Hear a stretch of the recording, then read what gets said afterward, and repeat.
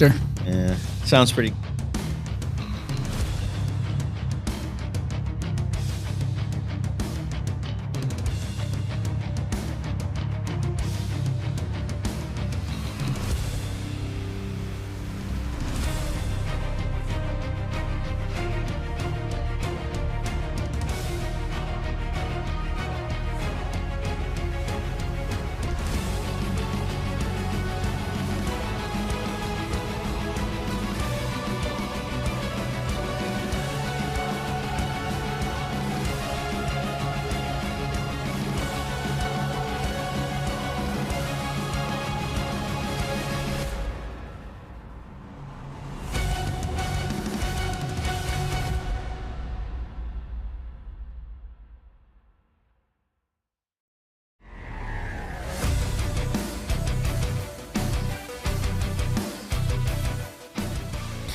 Hey.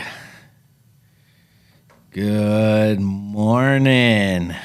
How is everybody doing this morning? I am Isaac, and this is the Warriors Way in association with UCAN, United Community Addiction Network. And I have my friend Andy here. Andy, say hello. Hello. Hello. And he is here from a group called Reconnections. You are the outreach director, I do believe, yeah? Yes, sir. And we're going to get into what outreach you have and what Reconnection is. And it is a group that helps people that have been in jail for a long time to reacclimate into the community and help them be able to get job assistance and training, right? Correct. All right. So, but Andy has got an awesome story, so I wanted to bring him on. And before we get started, is there like a website for Reconnections or something if someone wants to just check that real quick? Yes, you can just go to reconnections.org. .org. .org, yes, sir. All right. Anybody know the difference between .com and .org or just something else, right? Yeah. All right. So, so Andy, you are a Flint guy or Davison guy, Burton guy, right? A little bit of all that, yes. A little bit of all that. Yep. All right. And let's see. Where did you go to high school? Went to Davison High School. Yeah? Yep. Did you go to Davison Elementary too? No, I actually went to West Bendel, which isn't far from here. Yeah, that's Burton. Yep. All right. So you were one of them uppity kids, you know. That's correct. Yeah, one of the uppity. Hey, ones with all that money, you know. Oh, yeah. Yep. Yeah, white T-shirts and jeans, correct? Correct. Yeah. What was shoes of preference when you were a kid? Probably the cheapest. There were a lot of kids in my family. But you had to go for the Jordans if you could get them? Yeah, if I could, yeah. Yeah, 108 with tax. Yeah, when you're little, they're cheap. When you get a little older, you can choose. Yeah. Start working and, Yeah, you can't get the Timberlands, but you can get the lugs, though, right? Oh, yeah. Yep. So in case you don't know what we're talking about, how you grew up when you were younger, if you couldn't afford the name brand stuff, you had to get the off name brand stuff that looks similar. So lugs is, and speaking of tennis, I don't know. My parents always had to go to Kmart because we were broke, right? Yep. And they had Trax, TRAXXX. Okay. Made out of plastic. Yep. Oh, dude, when a brand new pair of shoes costs $3.99, you know that's not going to bode well. Yeah. The kids would just tear you up, right? Just terrible. Absolutely. All right, so you grew up in the Bendel-Davison area, and then you went to high school in Davison. Did you graduate from high school there? No, I did not. Okay. And so what was your life like as when you're starting off as a teenager? Like parents divorced, single, together? Like what was that family dynamic? You said there was a bunch of kids.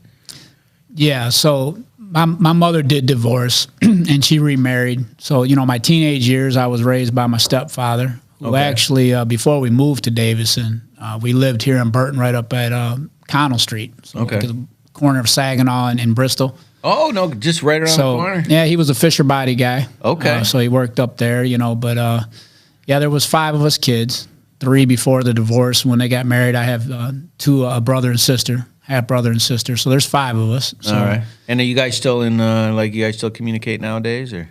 Yeah, we all do. We're all spread out a little bit, but yeah, we still communicate.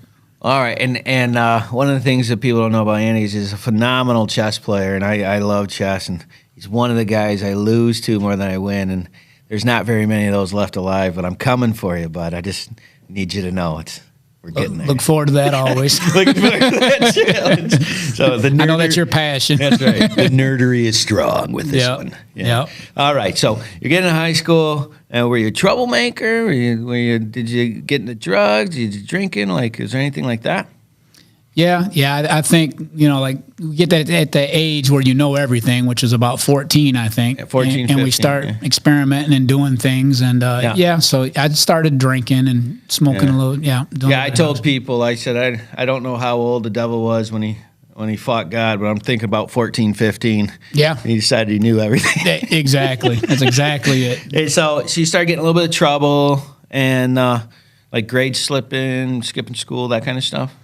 Yeah, partying a little bit. My relationship with my stepdad wasn't the best. Well, step parents is typically. Yeah, and looking back now, of course, he's gone now, but a great guy. I have a lot of respect for him. Looking back as an adult, but as a young man and as a kid, he wasn't my father. We had a lot of run-ins. You don't tell me what to do. Exactly. And so, all right, so you're 14, 15. You're getting some trouble now. Did you meet your wife early, or was that later? So I met my wife earlier. Okay, that's what I thought. About that age is when I met her. Now, Okay. It was years later that we would get together. Yeah, but I remembered earlier. It was like, we've known each other for a really long time. So was it at that time? Well, for anybody local, we all know Roller Haven. Oh yeah. That was the great meetup for teenagers at that time. I think still is actually. Yeah, right next to the bowling alley. that's- Parents go bowling, the kids go skating. Absolutely. So that's where we met. Yeah. Okay, and you were 14, 15, 16. Yeah, probably about 14 at that time. Okay. Yep. So you get in, you're hanging out, you're doing normal partying, kid stupid things, and you get in some trouble, and you ended up going away for a while, right? Yeah. Yeah. And how long was that? 26 and a half years. All right, 26 and a half years. So you basically have a PhD on the system. That's how I look at you as a person. Definitely feel like I have a good understanding of it. Yeah, for sure, right? So did you finish school in there? I did. Okay. Yeah. And how long did that whole process take you?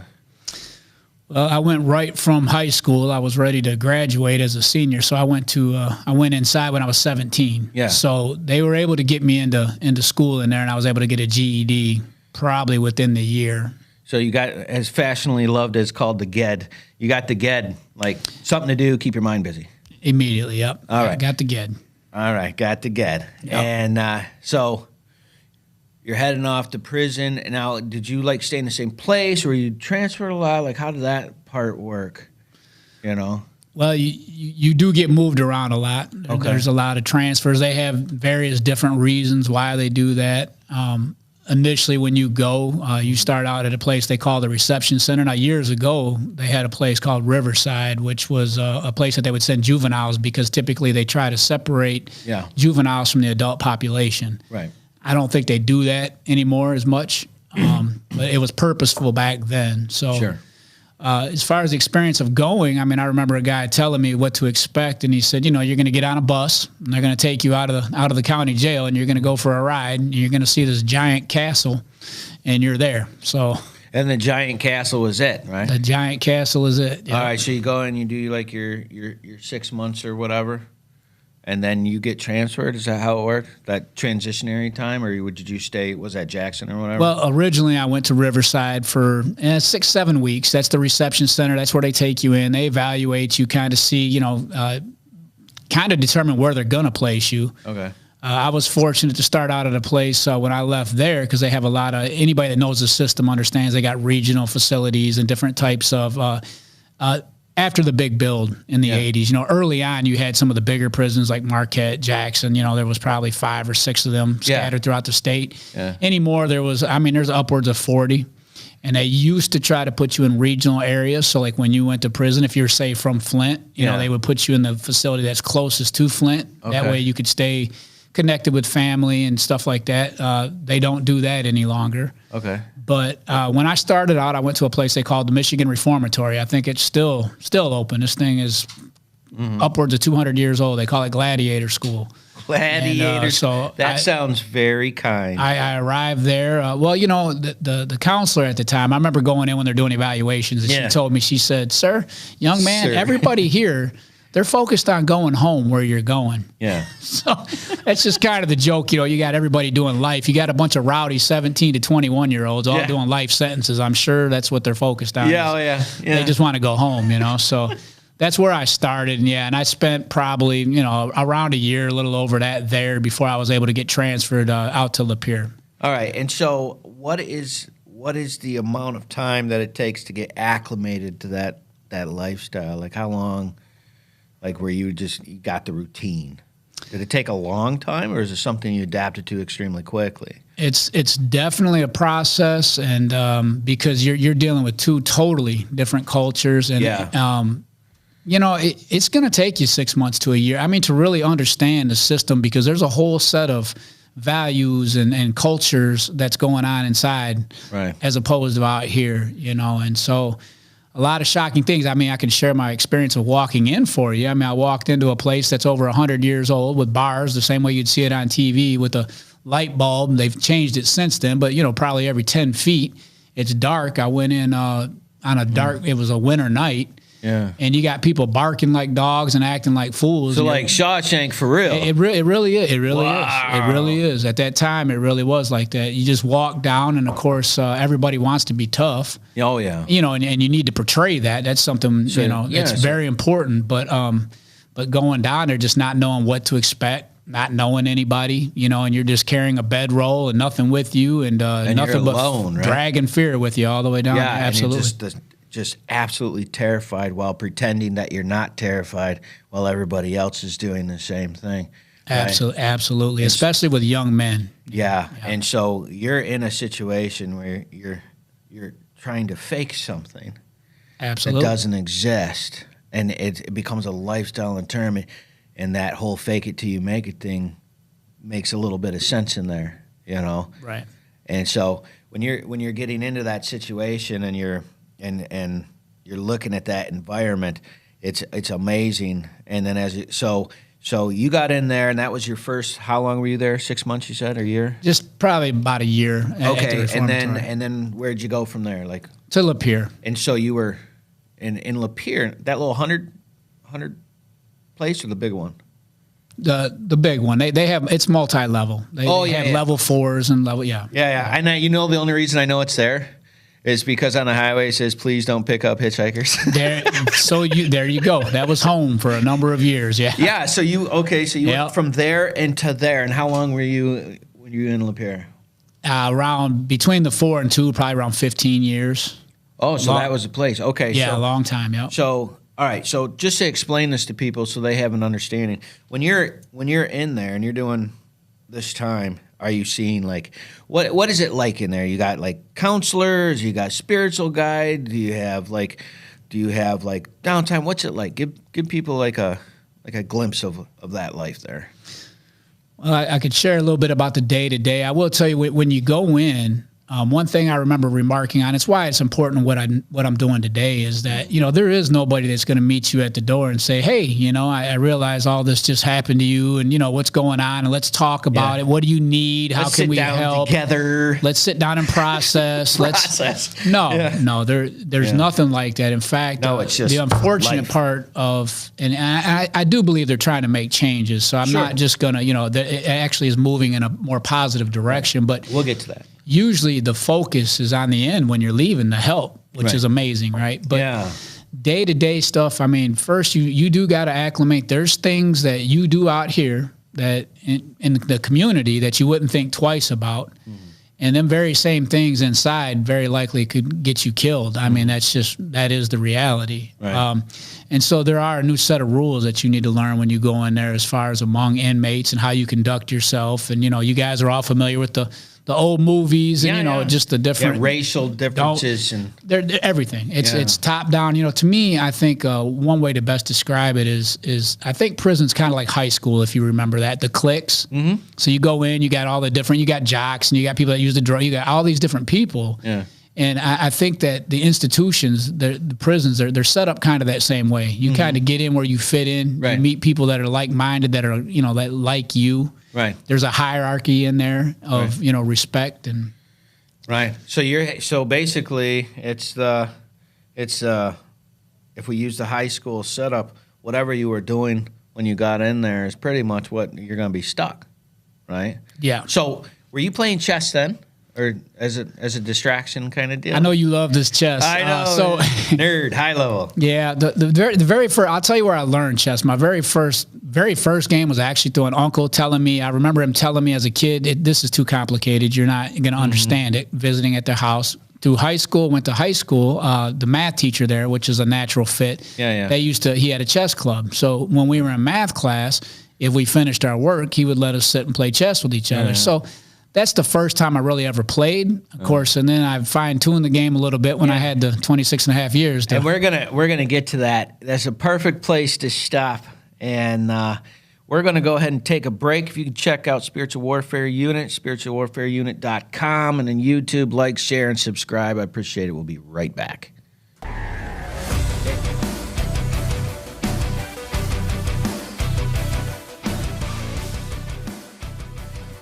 So people that are talking about breaking the rules use their fingers to speak to each other. And that's what gangs do to communicate from point A to point B.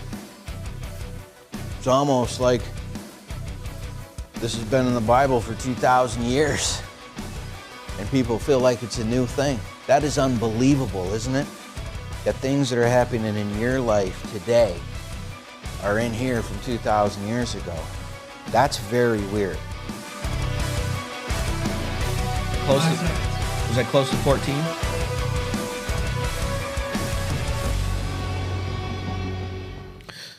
Alrighty, welcome back from our first break. I'm here with Andy Williams from Reconnections, and we were just talking about how he started to learn how to play chess and was getting a chance to hone his skills. And you were in Lapeer County at the time, and so at this time, like I know in county, we have classes and religious classes, and they have therapists, and do they have all that stuff in there too? Yeah, they do. The classes, a lot of them are geared towards things that take care of the institution as well. So it's like multi-purpose. So they teach you. There's classes on cooking. There's teachers on custodial maintenance, cleaning. They used to have some that they've done away with, but there used to be like body shop and different things, programs like that. Mm-hmm. Horticulture is another one. Yeah. All right. And what's horticulture? I don't know what that is. Well, they teach you gardening. Oh, that's a really fancy word for flowers. It's fancy for flowers and Shows you taking how dumb I am. landscaping. Yeah. Yep. So landscaping and all that stuff, and that's actually stuff that you use. That's cool. All right. Yeah. So how good of a cook are you then? I'd say fair. Fair, but fair. Yeah. All right, that's cool. I spent a lot of years, and I never would have, but quantity cooking. Mm-hmm. So I used to work in the kitchens for years, and you're cooking on an average for about 1,500 people. Mm-hmm. So I used to do that for a lot of years, and then they have what they call a food tech. There's a food technology class or food service hospitality management. I used to work in that as a teacher's aide. Okay. And I would teach others how to cook, so and bake. So you're basically doing things to learn stuff, but keep yourself busy while you're going through it, right? Absolutely. Just to keep your mind somewhere else. So, and the reason why I was pressing on the chessboard, because I love this story. So you had a gentleman that you were playing with in there, yeah? Yeah. And every time you'd lose, he'd make you tell that story there. I'll give him a shout out, not the full name, but Sonny. All right, I didn't want to do it. Was an older gentleman that was really good at chess, and we used to play, and we'd play for push-ups. And mind you, I'm in my 30s, and he's probably close to 60. And he's not in good shape or anything. Well, no, and he's not wanting to do a lot of push-ups. So he was just having you come on to wear you out. So I got wore out. To be honest, I learned chess You were in great through shape? sets of 50, and I was in pretty good shape back then. 25s and 50s, depending on So yeah, I definitely got in shape behind chess. It was a lot of fun. One of my favorite games. He used to taunt me a lot of Now, times. did he teach you, or he just beat you and expect you to learn? He didn't. We played. He just beat me, and I learned. Honestly, I think a lot of my playing is just watching what he would do, and I would get the taunts, as you know, of "Hey, hot shot, Yeah. make your move, Make Shabroni." your move, Shabroni. And I would just have to learn from my mistakes.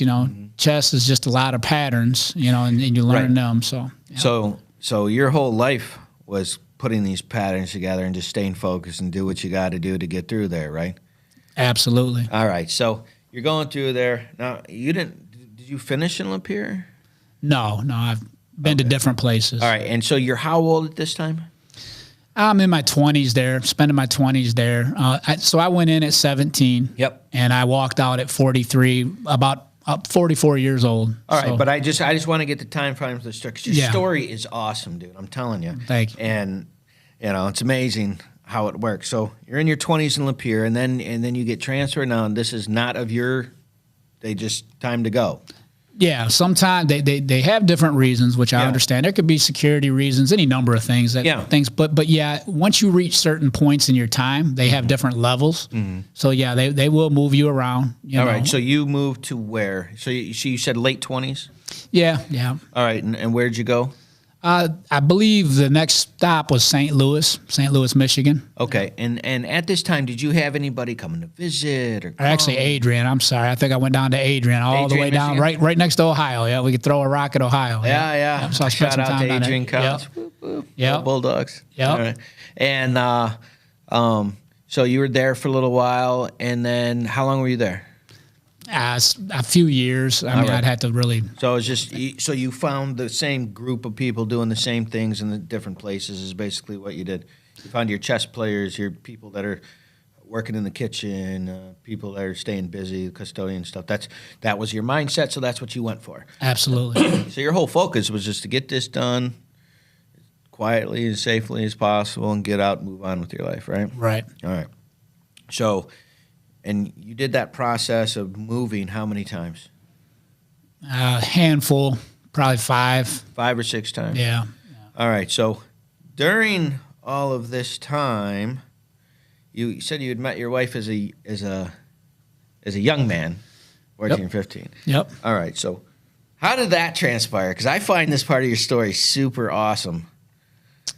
Well, because we knew each other when we were younger, she still knew some of my family, my brother, I believe. But Yeah, but how did that? But my wife, she was going to college for criminal justice, and that was just something that she wanted to do. Yeah. And something came up with one of her classes where she had to do a report, and she had an option of choosing somebody. She needed to interview an inmate, or there was some other option that I don't remember. But she chose the interview an inmate option. Yeah. And she got a hold of me and wanted to ask me questions, and and she I believe wrote a paper on what we talked about, but.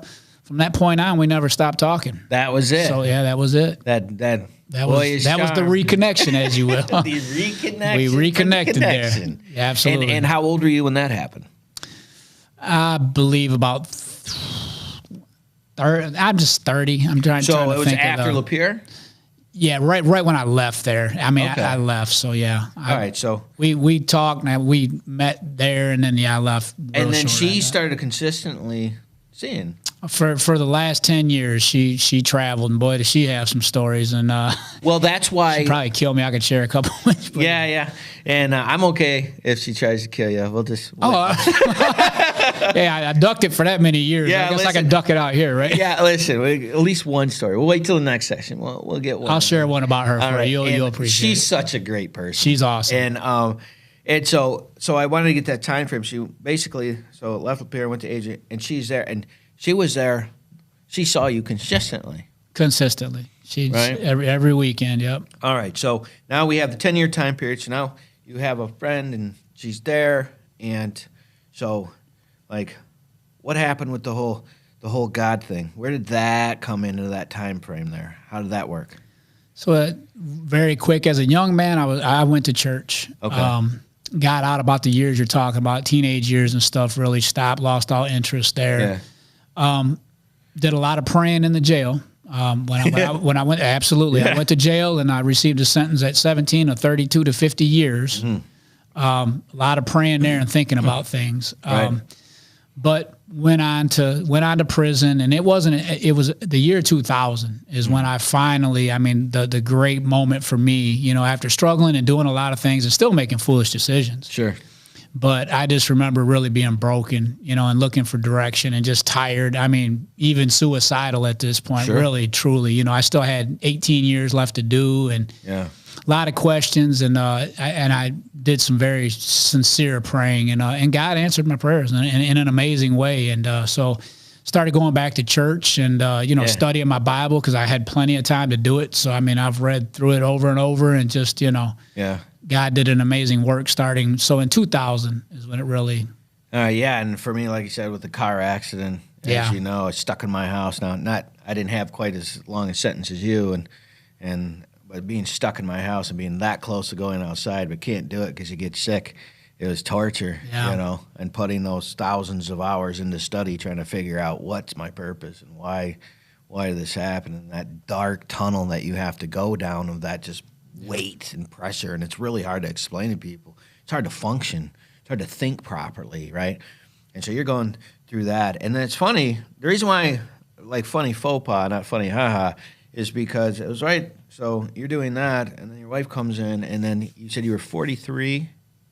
Yeah, I was 43 when I go home. And just to back up just a little, just so we're giving God proper credit and how Yeah. amazing he is, really. I mean, Yeah. there's a lot I could say about that transformation and that reawakening. Yeah. But I do want to tell you that, so there was a guy when I prayed, you have a lot of questions, right? You're ready to die and trying to get your life right. Yeah. And I remember a guy coming to sit down, Isaac, somebody I don't even know in prison. This guy was doing natural life, never going home. Right. And shortly after, I don't remember how close, but it was very close after. I'm laying on my bunk and my door is cracked, and a guy stopped by drinking coffee. Mm-hmm. And he's like, "Hey, young blood, how you doing?" And I don't know the guy. And at this time, he's got probably 30 plus years in anyway. Wow. But he just started talking to me. He sat down, and there was something in me. And now I know, the Holy Spirit for sure. But there was something in me. It just told me, just shut up and listen. Yeah. Don't say nothing. Yeah. And he went on and on about all his experience and what he's learned and what to do and what not to do. And, just full of all the questions that I had, he Teaching. answered. Wow. And, when he just walked to your door.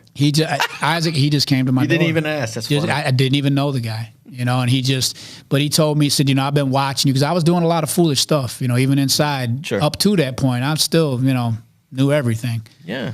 And making poor decisions, Yeah. But this is an older guy that just took notice and said, "Hey, but at the end of it anyway, at the end of that, he told me, he said, you may not know this, but I'm a Christian and I've been praying for you." Wow. And this is a guy that would sit and mind his own business. Smoke cigarette, not your typical look, right? Yeah, You yeah. understand that? Drink his coffee, smoke cigarettes, and just mind his business. Yeah. But that meeting absolutely changed my life. That let me meeting, the aha is that when he said it, I was just like, it would be no different than God speaking directly to me and answering my questions. So let me get this straight so this makes sense in my brain. Yeah. You're just chilling, trying to figure it out, depressed, frustrated, and the guy just walked up and said, "I've been watching and praying you." You had no idea who you knew who he was, but you didn't affiliate. Seen him, didn't know him. Gotcha. Absolutely. And then he just decided, "I've been praying for you, and I think you ought to know this." Yeah. That's unbelievable. It is. That's why I wanted to share that with you. I think people should know that. Yep. Well, when you say that, if I didn't know you, I'd go, "Come on, man." Yeah, because right. that's kind of crazy, Yep. right? And that's what I part of your story that I absolutely love, because it's those things. Because if someone had said you are who you are now, which we're getting to that part, right? Right. Of who you are now, and this cat, Yeah. not even the same human being, right? No. And it took the process. What people don't understand, because a lot of people say, "Well, you're a Jesus freak, you're doing this," but what religion does is it allows you to see that you have a purpose, and that purpose isn't you getting what you want. Right. That's not first. what's first is your purpose is to be able to help other people, and then you'll be filled by doing that, right? Absolutely. And so trying to get people to understand that is the opposite of how people think. Well, I'll get mine and then I'll help you with yours. That's the basic understanding of it, right? And so you're in there, and just so we're clear, what year time where was that? You said about 18 years in? Yeah, that I spent in total. No. When that happened, the situation. Oh, I can tell you when. It was in 2000. That's when it happened. Okay, and So, how many yeah. years have you been? I'd been in since '92, so about 8 years. Yeah. Okay, yeah, so about 8 years. So out of your whole time in there, which is 26. Yeah, 26 years. All right. So that happened kind of early. Well, if you want to call 10 years earlier, 8 years, yeah, yeah. Well, out of 26, Yeah, eight's yeah. earlier. So you had 8 years of still just doing you. Well, you exist. You find things Yeah, to do. you Isaac. survive. You survive. Yeah. Yeah. Yep. And then you realize, oh, wow, there could be more than surviving life, right? Absolutely. And so God brings you somebody you don't talk to get you there. Now, did you guys end up being friends after that, or No. really? That was No, just a no, one-time shot. It really was just a one time. We are totally not in the same. We're not in the same groups. I mean, he did his thing, and which you understand later. Yeah. But no, this is not somebody that I hung out with or anything. This is just somebody that literally stopped by, took notice, and I believe nobody else needs to, but I believe 100% God sent that man. Yeah, that's what I tell people. It doesn't matter if you believe it or not. Yeah. I was there and Yeah. I saw it, so it's kind of doesn't really matter. Well, we know, and what we've learned, Isaac, and I know you know well, is that God works through people. That's what all this is about. That's and right. that's why I love what you're doing. I mean, this is what this is about: is working, connecting with people, and helping and serving one another. And that's a God thing. That's what the Lord does. So we get through this. Correct. You have the aha moment. You go through. You do your years. Your wife is there. You got for 10 years, and so you get out, and it's what year? I got out September 12th of 2018. All right, so it's September 12th, 2018, and you and I meet very Very soon after that, correct. And as you're getting out, you had hooked up with a group called Reconnections. I did. Okay. And we are going to take our break right there, perfect spot. And when we come back, we're going to have some funny stories that you're going through. I want the one from your wife because I think that's going to be beautiful. Get me in trouble. Listen, I'll tell her it was my fault. We got it on camera. You can blame me, but I got to hear it, man. Okay. And so you hit spiritualwarfareunit.com. Check out our life application class. Like, share, and subscribe. We will be right back. I'm really impressed with the teachings that Isaac has been bringing to us, as this is all based from Proverbs. I like it because it's simple, and it doesn't matter who you are. It's very easy to understand and apply to your life. It points out, my bad parts, and, but it's showing me how to do the good parts. And, I'm trying to apply that and, make a better life for myself because I'm tired of where I've been. It's impacted a lot of the guys as they continue to talk and ask questions after the meetings, as they speak to one another regarding the meeting and the messages and the topics that are being brought up, which are down-to-earth topics of situations and things that we live with on a day-to-day basis. He takes the Bible and he breaks it down into simple terms and where you can understand. And like I said before, sometimes a lot of churches, even the Salvation Army, sometimes we start using these big words that people don't understand, like even saying someone got saved. Well, what does that mean? What does it mean when you say someone got saved? And it's accepting Jesus into your heart. So it's like words like that we use that people don't understand. It's just very interesting how he points out, the different things of, the sin part, and then he comes back with the, how to make it better, and he just points it out. It's there. I didn't know all this stuff was in there, but now that he's pointing it out, it's like, wow, I guess if you really dig into the Bible, you find these things. This is a daily moral standards that we can live by, that the teachings are coming from. And honestly, we can take verse by verse as what he's done, and pretty much he's done the hard work for us and now laying it out so that we have an easier understanding. There's some people who don't like to be in Bible classes, but this one seems to get their attention. Picks those are the great ones, man. All right. She loved that one. Welcome back to the Warriors Way. Our warrior this week is Andy Williams from Reconnections, and we were just finishing up his stories of getting out of jail and or getting out of prison and getting back with his wife. And this is the section where we tell some funny stories. So this is perfect. So you were talking about in prison about how you have to use everything to hold things up, right? So you said you use cardboard, and your main tool of choice was? Well, maybe not main cardboard, but yeah, I use dental floss. Dental floss is the Absolutely, main. to hang All some right. things. Yep. So you get out, you go in the house, tell the story. He just told the story. This is great. Go ahead.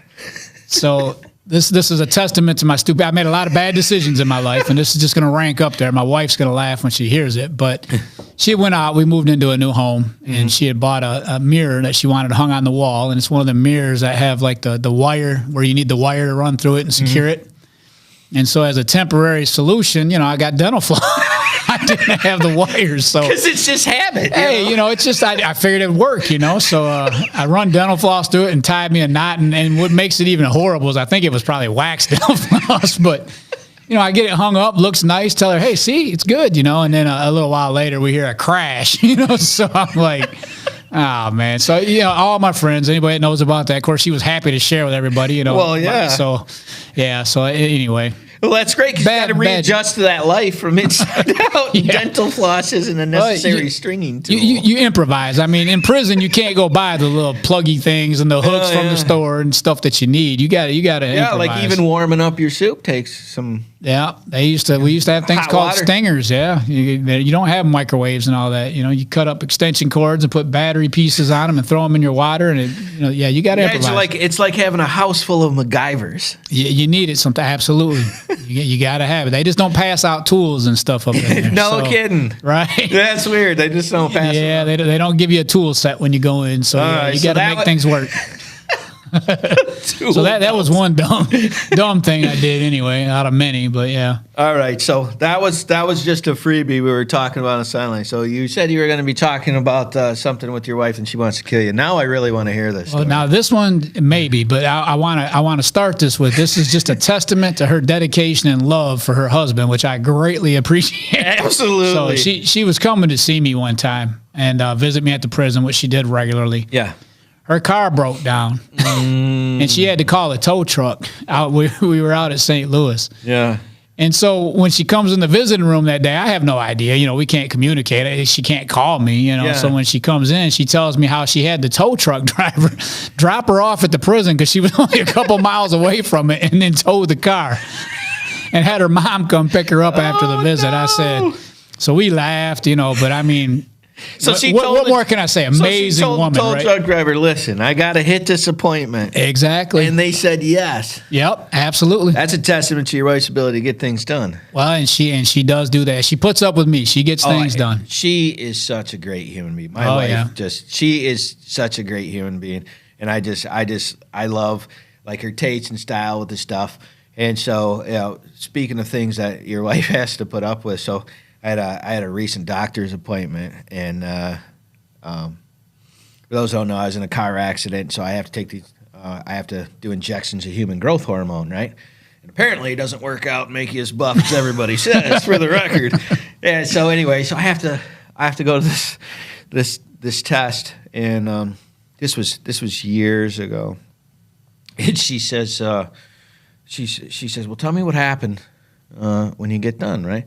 So I go in there, and I didn't tell her because I didn't want to do what the doctor has said, right? Yeah. They're like, oh, you're going to have to take these daily injections. I'm like, yeah, I'm not doing that. Right? Sounds good. Yeah, well, we'll strike that up to theory. Right.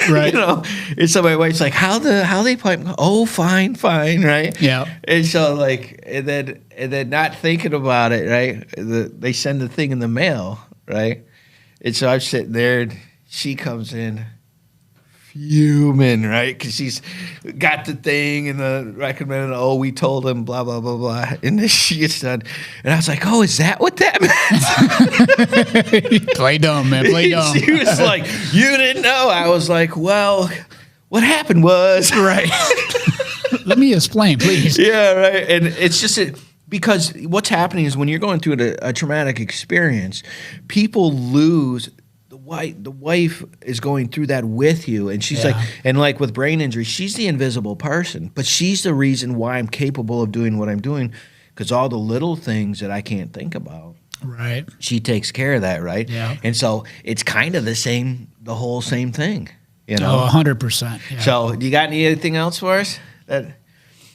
As far as what stories or Yeah, you got something I some can share? gems. I know you do. Yeah, I do have a lot of them. I'm trying to think. There was one that just escaped me talking with you though. Something to do with my wife. She's great. What's up with me? Something funny I did the other day. Well, I'm going to share one more about my wife. How's this? So Deal. This is the day I come home. All right. Now, mind you, almost 27 years I Yeah. come home. So you see, I'm wearing glasses now. I was tired of them. I had to wear glasses inside. So I come home. I wanna have contacts. So my wife, who's great, sets up an appointment to go see the eye doctor. I mean, the day I'm coming home, Wow. we're gonna go get you contacts, and so we go into this appointment. And now, mind you, I went in at 17. I have zero life experience. I don't know nothing. I've never had insurance. I've never done anything, in this respect, And Yeah. so we're going in. We're standing at the desk. Now I'm also nervous because I don't want people to know where I've been and what's, Yeah, you know your what I mean? history. I have nothing. Right. I got zero history. I just left prison, So we go to the front desk. And I know what's got to happen, but I don't know how it happens, right? We Right. need your insurance. We need Yeah, this. yeah. Who's here? What doctor you see? Yeah. All these questions. And my wife, she's cute. She leans over and she's like, I got to go to the bathroom. I'll be right back. And I stood there and I said, no, you're not. You ain't moving. Leaving me alone at this. You ain't leaving me alone. Right. And so, I mean, she didn't leave. She's awesome, man. I mean, but to me, I mean, we got a good laugh out of it. I mean, I was scared, really. I mean, I just didn't Just want to go in to get your eyes checked, because you knew that you're going to have to deal with that and how people are going to judge you and how you're going to deal Well, with yeah, I mean, if somebody asks you a question Yeah. and you really don't have, you're going to feel foolish as a 43-year-old man, and they say, well, do you have insurance? And I got to look at them and, like with a blank stare, it's, it's just the fear of feeling foolish and not knowing and then not having help. My helpmate, if she's gone, I wouldn't even be able to, and so. You wouldn't even have gone in there. She wouldn't. And you kind of feel like, I've often heard people say that, when you see guys come outside, they look healthy and just, you have a different look, right? Yeah. There's just a different look about you, your skin is more natural instead yeah, of yellowish. A little bit more, yeah, exactly, yeah. But so you have this kind of look, and it's just, but I didn't want to stand there and get caught, but you don't want to be known. The fear is that you don't want people to know where you've been. I don't Right. want to come home and everywhere I go, people are looking like, Yeah, see, and So- people forget that part that, like, once they get out, you're always that, like, red scarlet A. But there is, and you think that everybody judges you that way, but not everybody does. You learn that over time. And when you were getting out, you hooked up with Reconnections, right? Yeah. And tell them how you did that and who runs that and all of that, because that was you started that how long before you got out? Oh, it was after. It was after I was out. Oh, so it was once that you I were met home. up with him. Yeah, once, so how once did- I was released. Yeah. So how did you meet him and get his information? And then quick side note, because this might help some of your listeners, when you were talking about the scarlet letter and stuff, I mean, I want you to think for a minute, and your listeners to think just for a minute, when you hear that someone came home from prison, Yeah. and especially when you hear they did a lot of time, I mean, and you ain't even got to answer, but what comes to mind? Yeah. So it is really hard to beat that stigma. It is hard to beat, judgment and stuff and what people think. Yeah. But yeah, you did it. Well, we're doing it. We're doing Yeah, it. every day, right? Every day. The biggest thing you don't have, Isaac, coming out of there is you don't have history. Right. And which is odd for a middle-aged man, right? Right. Or woman, Yeah. to be able to, where have you been? I can't talk about nothing. I can't even share. I couldn't share a funny story with you at that point. Yeah. There's nothing to tell. There aren't too many funny stories in there, So if you would have Yeah. asked me that question 3 years ago, Yeah, I got none. you would have got that blank stare I'm talking about, like, you know? Yeah. So, but Reconnections, they're awesome. So a little bit about them you were asking. So Dennis Winden, he's the CEO. It's a nonprofit based in Flint. And what they do is they take what they call citizens with felonies, and through coaching and education and employment, they reconnect these men and women in the community. They help people adapt and get back into the routine of living out here. All right. So what are those like basic reconnections that they're giving them. What do you mean by that when you say that? Well, so one, I mean, they're letting you know that really and truly it turns into a family, but they're letting you know that you're involved with some people that are there to help you. Yeah. They're not judging. They're not judging because they understand all the challenges that men and women face when they're coming out of the system. Right. Which would shock you. I mean, it's a lot. Like, you know, just to share my own example, just to give you some examples. You know, for me to come home and pump gas, I didn't know how to pump gas. My wife can hand me a credit card, and, you know, they got movies on the gas pump. They didn't have that stuff when I left. Yeah. You know, for me to come home, they didn't have cell phones when I left. They had beepers. You know, the internet wasn't a thing. I left in '92, so internet what? You know, Yeah. So there's so many things that, you know, writing resumes and, you know, looking for jobs and trying to connect with people. That scarlet letter we're talking about is very difficult. So this organization understands a good portion, if not all, the challenges that these men and women face. Yeah. And so when you come home, they're more than happy to help you navigate that and to get reconnected with your community, hence the name Reconnections. Right. So you get the opportunity that you are not alone. 100%. That's the one thing that I noticed when we're cooking eggs on. We're cooking, oh my gosh, 80 eggs or whatever. Yeah. And you're like, just come on and do it. And I'm like, all right. And I remember going down there, and afterwards, people were like, were you scared? I was like, well, what? Right. They're just people at the end of the day. Because I don't look at, I'm not really interested in your mistake. I'm kind of interested in what we're going to do now. Correct, you know? yeah. And so, great bunch of dudes. You let me come out to breakfast, and the one guy's super loud, and I was laughing, probably inappropriately, knowing me, because that's what I do. Right. We're trying to play chess in the middle of the thing, laughing. Absolutely, and yeah. just in the middle of IHOP, just being stupid. It was so much fun. Absolutely. And each person has their own individual makeup and backup. And what I love about it is, like you said, you get to be a family. And when we come back, we're going to talk about that family and the setup and how you got your position. So if you haven't gone and checked it out yet, check out our life application biblical class we have at spiritualwarfareunit.com.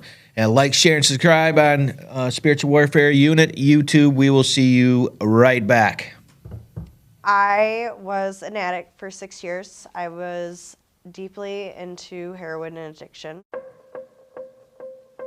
2014, a lot of events happened for me. I had lost my sister. My dad was just diagnosed with cancer. I was just kind of in this headspace of being in a mess as it was, and then I was introduced to heroin.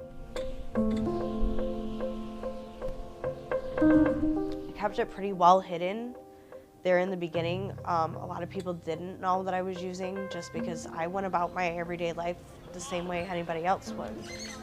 But what they didn't know behind the scenes is I was using 10 times a day. I'm living out of what I consider a trap house at this point. There's no windows, there's no doors, there's no place to stay warm. I had no other way of making money. I was doing things that weren't okay to me.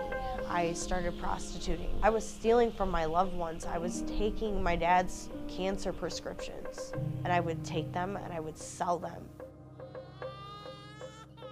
I couldn't even contact my daughter in December of that year to tell her Merry Christmas or send her gifts. And it just got to a point where I knew, like, I'm either going to get clean or I might as well start planning my own funeral. So for me, it wasn't even just that I needed to stop. My life over the course of 6 years fell apart.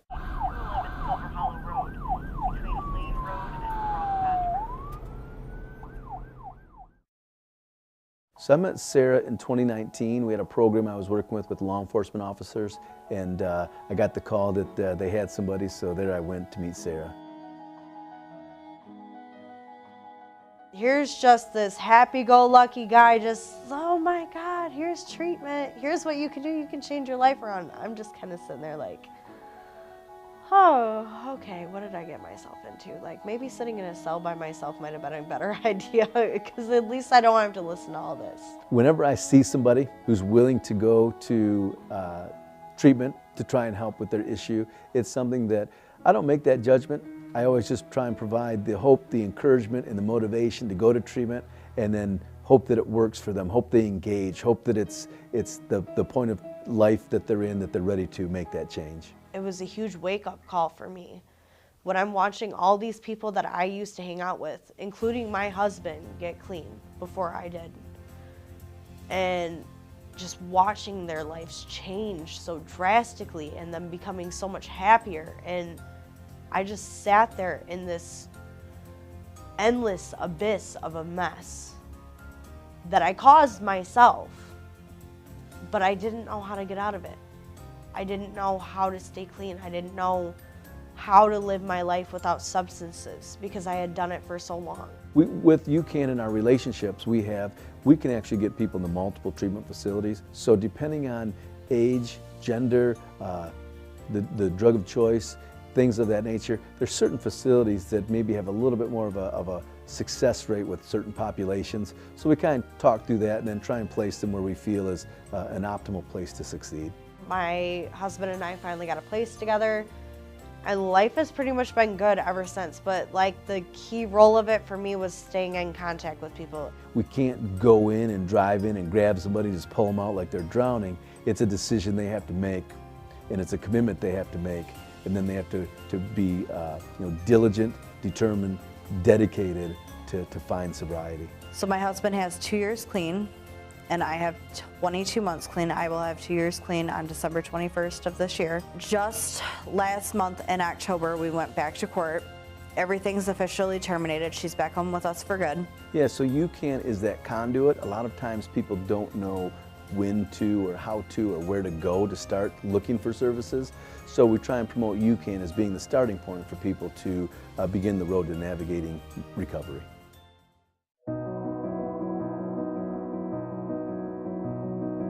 It is more than possible to change your life around. So this program that we have allows law enforcement that if they have somebody that they feel could use the opportunity to try and get treatment instead of incarceration, that they would reach out and we could handle it for them. Recovery is possible, and there is hope.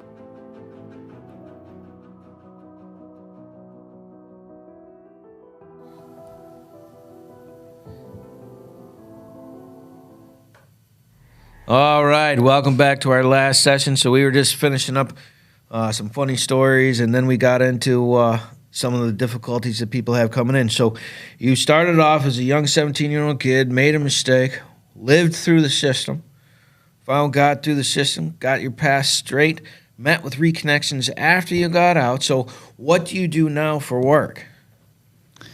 Well, currently I have a day job at a deer farm, Conquest Sense, out in Davison. Conquest Sense, like Sense. SENCE? Or Absolutely, just like you smell, yep. Okay. And what do you do there? Well, on a farm, they say you wear many hats and you do whatever's needed. But mostly my duties are divided up between I manufacture their product, and I do some administrative help with some paperwork and stuff. Okay. And what else you do? I know there's something else. Well, specifically out there, I mean, the scents are just animal byproducts. So you got to, find yourself, obviously, the urine and different things. So all right, the hunters that like, I got that beautiful doe smell. That's 100%. You're the guy. I'm the guy, and that's where that comes from. I mean, I'm happy to say, Conquest, they're number one in their space. Great company. The owners there are awesome. Okay. Doug and Karen Roberts. I mean, they're just great And they can stewards. go online to get that. Absolutely. I mean, any hunters out there, 100%. You can go online, conquestsense.com, and you actually make this. So you're the guy that knows what the buck's looking for. I'm that guy. Wow. Yep. 100%. That's kind of cool. Yeah. All right, and so it's one of them jobs that's interesting, kind of like when I worked in a license plate factory. If anybody ever tells you they built license plates or did license plates, you know where they've been. Yeah, right? 'Cause there's only one spot that does that. Yeah, stamping company.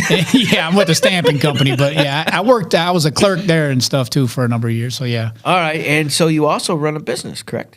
I do. Yep. All right, and so you're a business owner, and you have a day job, and then after you do those two things, then you also just recently got a new position. What's that, bud? Well, let me back up and be real clear. First, I'm a husband. You know that, right? Yeah. And sorry, babe. We got to get love our you. priorities straight. That's Isaac. right. But yeah, you're right. but I'm no. wrong. You're attractive. I'm not good looking. Very, very happy to say that I'm the outreach director for Reconnections. Outreach director for Reconnections. Yes, sir. Okay. And so, what do you do with these guys that come into the program? Well, we take these guys in and kind of glean out, as Dennis always says, you pick the guys, they pick themselves for Yeah. success. Generally people, they know what they want. And so they're easy to find. Mm-hmm. So you glean out guys that are on the right path. And like we were talking about before, there's a lot of modeling and things that go on, but you pull them into the program and you teach a lot of soft, hard skills, interviewing, different things. You talk about success and goal setting. And we go over, financial planning and just, we get them equipped. The end game for that is that they are able to get employment. That was the original focus, I think, of Reconnections. But it takes on now like a more holistic approach, where you're trying to help them in every area of their life. Sure. So, first contact was like a 9-week program, and then they were able to get a job from that 9-week program. Correct.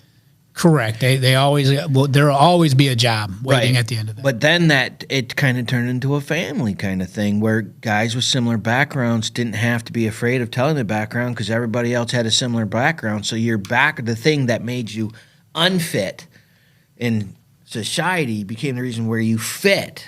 And Reconnections made a block where you guys have to go through that experience even to fit in. Correct. Or to really relate. Because, in fairness to a lot of the people that volunteer, Isaac, including yourselves, and I mean, the community is amazing, and so we have a lot of business owners and CEOs and, people that are employers and, the community of Flint is amazing. And, on the comeback, sometimes comeback's a little slow, but a comeback's a comeback, And a lot of these people support Reconnections, and they support these men and women. They understand the value of people that come home and they know. And, I think sometimes we just got to reframe and understand how we see people. The same way we talked about, like with the Scarlet Letter, you're looking at things like, hey, but if you look at that same individual as somebody that needs a break, that's redeemable, that's going to work harder than anybody you've ever met because they need the break. Right. And they're trying to change their life and, you can model and help them and guide them. That's an outstanding individual. And what I share and what I teach with a lot of these guys is that they're leaders. And the reason I say that, not for a good reason, because none of us, we're far above reproach or perfect, any of us. We've all made mistakes. Right. But these were the guys, and I always tell them, you were the guys that when society had their laws and rules, refused to obey them. You were willing to take risk, even with your own life, because that's what happens. You lose your life, you lose your freedom. Right. But you're willing to take these risks to do what you want to do. Well, what does an entrepreneur do? What does a business person do? Takes risks. They take risks, and they got to work hard, and so they have all these same traits. But you got to teach people that you have it. You have what it takes, but this is what you need to do. And so. Right. And I found. Just in support of what you're doing, there's a guy he used to be a robber. He used to rob places, and I remember talking to him. He's like, "What skill can I offer?" And I was like, "Why don't you be a security company?" Yeah. And he's like, "What are you talking about?" I was like, "You know how to get into places, right?" He's like, "Yeah." I said, "Well, keep set up a system that keeps you out. If you're the best." Right? Then and he was like, I'll be doggone. And he actually started a company. He has pretty good successful. And who do you want more than someone that knows how to break into places to do it, right? Well, people they don't understand like what the reframing and teaching them is like. Say for instance, one of our biggest plagues and what fills the prisons is drugs, right? Right. But let's just say you have the guy that's selling drugs in Flint. I mean, you gotta manufacture, get them. You got sales, you got marketing. You got to know who you can sell to. You got collections. You got to deal with money. You got to invest money. You're a business, right? But they don't look at it like that, But when guys find out that, hey, you can take your same skill sets, that same who you are, and turn that into something, like you said, the security guy. Yeah. He could have a thriving security company. That's right. He can break into anything. Right. So he knows how, he knows what to look for. And so, Right. And these guys are good dudes. The one, because you said, what'd you call it, gleaning? Yeah. Like you're pulling the guys that want to be successful out, man. So if you're getting this message and you have a family member that has gone to prisoners, just got out of prison, that reconnection program. What was that email address again? It's reconnections.org. Reconnections.org, and getting in there. It is a community, man, and I love everything that you guys do. Your story is a perfect example. He's and Andy, you're a Reconnections guy, right? You're one of the guys that came up, right? Yeah. And so this is the type of people that Reconnections is turning out. And I find your story absolutely amazing, because all the things that could have gone through, and people say, oh, yeah, they all find God in jail. And there's a certain amount of truth to that. There's also humor to that. But at the same time, when you see someone really want to make change, and like you said, you have your day job, and then you have your business, and then you do outreach director. Like, I'm not sure, like, I need to see your fangs, because I'm not sure if you're a vampire or not, because you're just always doing something, right? So I am so excited to have you on. That is reconnections.org. If you hadn't had a chance to go like, share, and subscribe from YouTube on Spiritual Warfare Unit, please go check that out. If you haven't seen our Biblical Life Application program for your programs, go to spiritualwarfareunit.com and check those out, and we can request a video request and have that emailed so you can check that out. I appreciate you coming in. Again, this is the Warrior's Way, and Andy was our Warrior This Way from Reconnections. Thanks so much. Bye. You guys have a great week. We'll see you tomorrow. Good. That was close.